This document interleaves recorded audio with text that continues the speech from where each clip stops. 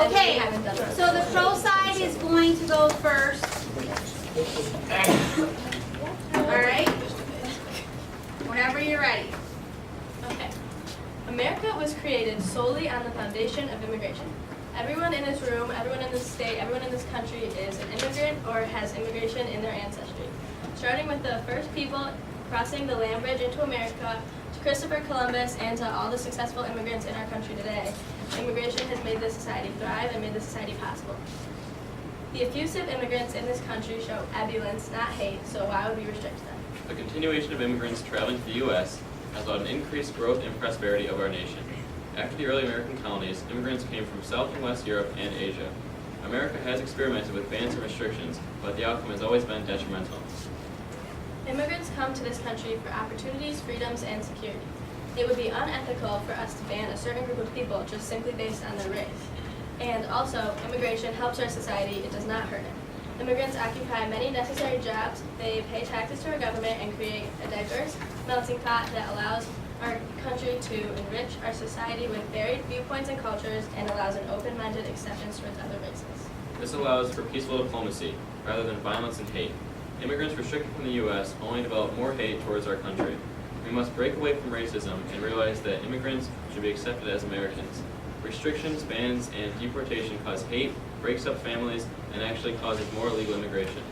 Immigration has founded, continued, excelled, and diversified our country.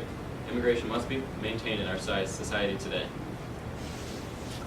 1 minute, 30 seconds. That's what class. Time, That's what I get. intro. That's not very impartial, Dave.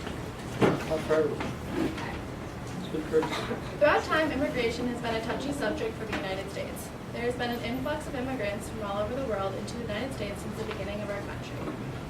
The migration of immigrants initially seemed benign to the posterity and safety of our country, but now, especially in current times, has posed a threat.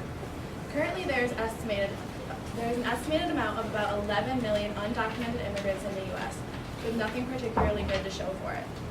We have had problems since early U.S. development with immigrants causing terror, poverty, and taking jobs from American citizens. Since the infamous terror attack on 9/11, the U.S. has taken measures to regulate who is coming into this country and whether they have malicious intentions or not. Restricted borders have and will continue to protect America from anti-American threats. Especially in times like today, it is important to notice the terrorist threats and prevent them with 100% assurance. In addition, the U.S. has to protect our economy and political parties. We need to protect our jobs, families, and posterity. The U.S. does not have time to be focusing on the many undocumented immigrants who are tax evading and weakening the economy. In addition, it cannot be ignored that many immigrants bring with them drug and crime issues. We cannot be soft and allow our borders to be porous or worry about how it may leave people out. It should be the government's duty to protect United States citizens, especially from the outside world. My teammates will now demonstrate to you the further dangers of immigration. We the people want a benevolent future, and if leaving some people out and closing our borders is necessary, then it must be done. The U.S. should not maintain open immigration. Okay, 1 minute, 34 seconds. All right, point 1, pro.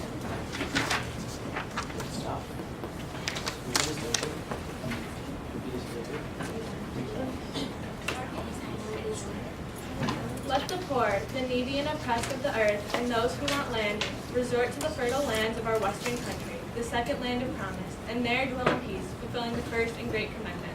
George Washington. The year is 1491, and there is no concrete jungle or Golden State Bridge, but there is an abundant, beautiful, untouched lands of promise, which will soon be settled by the first great immigrants of America. Soon our founding fathers, the most ingenious minds in U.S. history, will come, and the land of the free, home of the brave, will be born. Without these amazing men who risked everything they had to migrate here, there would be no American dream, and none of us would be here to debate this disputed idea. Immigration, the foundation of this country. To outlaw it would be flagrant. To those seeking refuge in the United States of America, who are we to say no? We whose parents and grandparents and great-great-great-grandparents immigrated here themselves, how do we explain this egregious hypocrisy to the natives who once made up the entire population and now make up a mere 2%? For those of us whose DNA is more British than the average person living in Britain, I say please remain open to the idea then maybe we have no right to deny these lands that do not surely belong to us to immigrants seeking the same opportunities we have been allowed. What would America be without immigration? Would the great minds of Andrew Carnegie, Bill Gates, Steve Jobs, or Stephen Hawking ever exist? The answer, probably not. And they certainly wouldn't be attributed to American success. Almost everyone in the U.S. is an immigrant. That is what makes it so great, that it can continue to be this cultural melting pot of diversity and acceptance, a breeding ground for revolutionary ideas and revolutionary people from all over the world.